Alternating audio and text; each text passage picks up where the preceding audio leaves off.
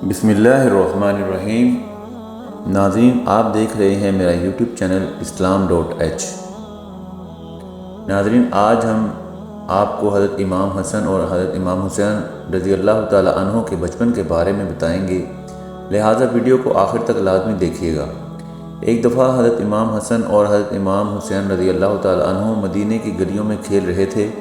اچانک وہاں پر رسول اللہ صلی اللہ علیہ وسلم تشریف لے آئے۔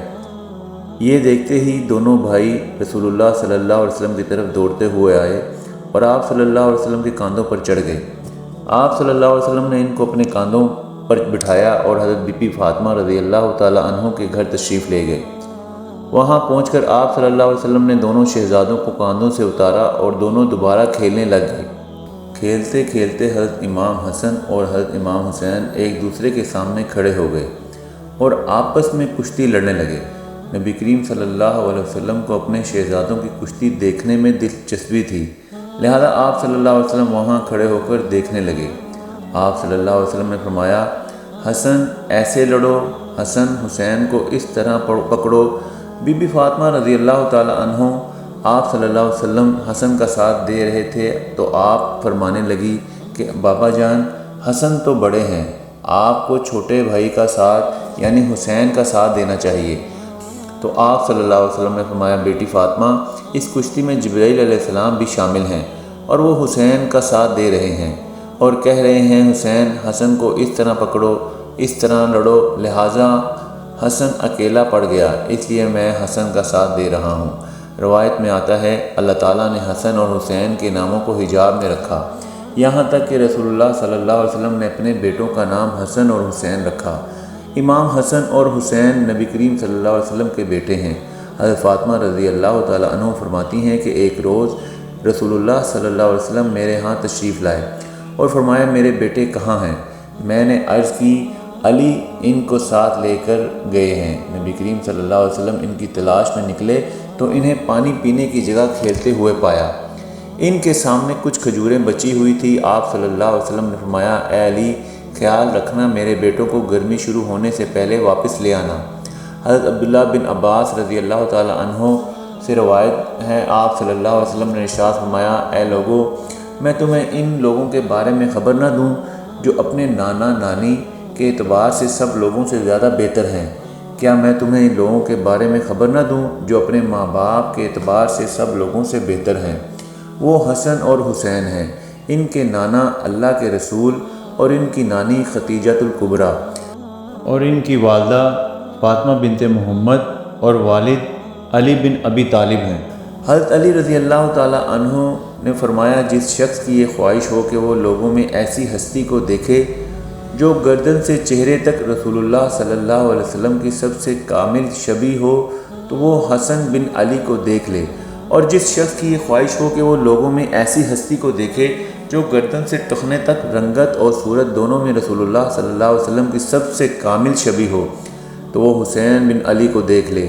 روایت ہے کہ آپ صلی اللہ علیہ وسلم دونوں شہزادوں حضرت امام حسن اور حضرت امام حسین رضی اللہ تعالی عنہ سے ملنے اپنی بیٹی حضرت فاطمہ کے گھر تشریف لاتے اور ان کو پیار فرماتے اور دونوں صاحبزادوں کے لیے دعا فرماتے۔ آپ صلی اللہ علیہ وسلم نے دونوں شہزادوں کا ہاتھ پکڑ کر فرمایا، جس نے مجھے محبوب رکھا اور ان دونوں کو ان کے ماں باپ کو محبوب رکھا، وہ جنت میں میرے ساتھ ہوگا۔ حضرت ابو ہریرہ رضی اللہ تعالی عنہ فرماتے ہیں کہ نبی کریم صلی اللہ علیہ وسلم ہمارے پاس اس حالت میں تشریف لائے کہ ان کے ایک کندھے پر امام حسن اور دوسرے کندھے پر امام حسین رضی اللہ تعالی عنہ سوار تھے۔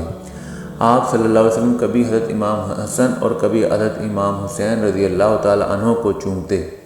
کسی نے پوچھا، یا رسول اللہ صلی اللہ علیہ وسلم، کیا یہ دونوں نواسے آپ کو بہت محبوب ہیں؟ تو آپ صلی اللہ علیہ وسلم نے فرمایا، یہ مجھے بہت محبوب ہیں، اور جس نے ان سے محبت کی اس نے مجھ سے محبت کی، اور جس نے ان سے بغض رکھا در حقیقت اس نے مجھ سے بغض رکھا، اور جس نے مجھ سے بغض رکھا اس نے اللہ سے بغض رکھا، اور اللہ تعالیٰ اسے دوزخ میں داخل کرے گا۔ اور فرمایا، حسن اور حسین میری دنیا کے دو پھول ہیں۔ ایک روایت کے مطابق ایک موقع پر آپ صلی اللہ علیہ وسلم نماز پڑھ رہے تھے تو حضرت امام حسن اور حسین رضی اللہ تعالیٰ عنہ آئے اور آپ صلی اللہ علیہ وسلم سجدے میں گئے تو دونوں آپ کی پشت مبارک پر سوار ہو گئے۔ لوگوں نے چاہا کہ منع کر دیں۔ جب آپ صلی اللہ علیہ وسلم نے سلام پھیرا تو فرمایا کہ دونوں میرے بیٹے ہیں، جس نے ان دونوں کو محبوب رکھا اس نے مجھے محبوب رکھا۔ حضرت جابر رضی اللہ تعالیٰ عنہ فرماتے ہیں کہ میں رسول اللہ صلی اللہ علیہ وسلم کی خدمت اقدس میں حاضر ہوا تو دیکھا کہ آپ صلی اللہ علیہ وسلم نے حضرت امام حسن اور حسین رضی اللہ تعالیٰ عنہ کو اپنی پشت مبارک پر بٹھایا ہوا تھا، اور آپ صلی اللہ علیہ وسلم دونوں ہاتھوں اور دونوں گھٹنوں پر چل رہے تھے۔ میں نے کہا کتنی اچھی سواری ہے، تو آپ صلی اللہ علیہ وسلم نے فرمایا یہ بھی تو دیکھو کتنے اچھے سوار ہیں۔ اور وہ نبی کریم صلی اللہ علیہ وسلم جن کے لیے یہ ساری کائنات بنی، جن کے لیے دن اور رات کا نظام وجود میں آیا، معراج جن کا سفر کہلایا، اور سدرۃ المنتہا جن کی راہ گزر بنی، وہ نبی کریم صلی اللہ علیہ وسلم اپنی مبارک پشت پر دونوں شہزادوں کو سوار کیے ہوئے ہیں، اور فرما رہے ہیں کہ اگر سواری عمدہ ہے تو سوار کتنے اچھے ہیں۔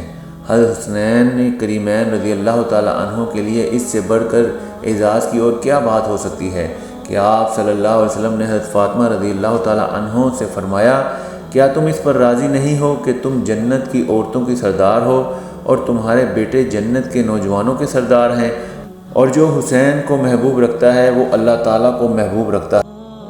ایک مرتبہ رسول اللہ صلی اللہ علیہ وسلم حضرت سیدہ فاطمہ کے گھر کے قریب سے گزرے تو اندر سے امام حسین رضی اللہ تعالیٰ عنہ کے رونے کی آواز آئی۔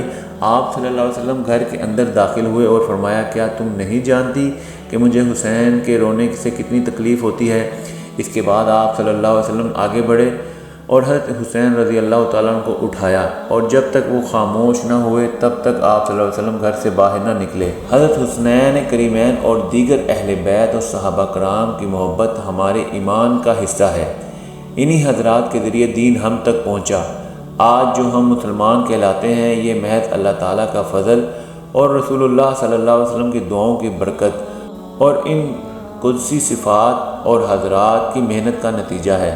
لہذا ہم پر لازم ہوتا ہے کہ اپنی دعاؤں کے اندر ایمان نعمت پر جہاں اللہ تعالیٰ کا شکر ادا کریں، وہاں آپ صلی اللہ علیہ وسلم پر درود و سلام بھیجیں اور ان حضرات کے لیے درجات کی بلندی کی دعائیں بھی کریں۔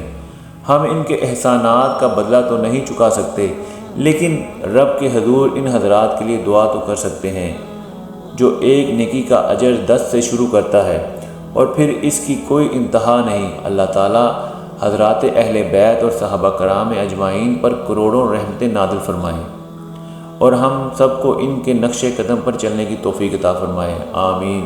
وآخر دعوانا ان الحمد للہ رب العالمین۔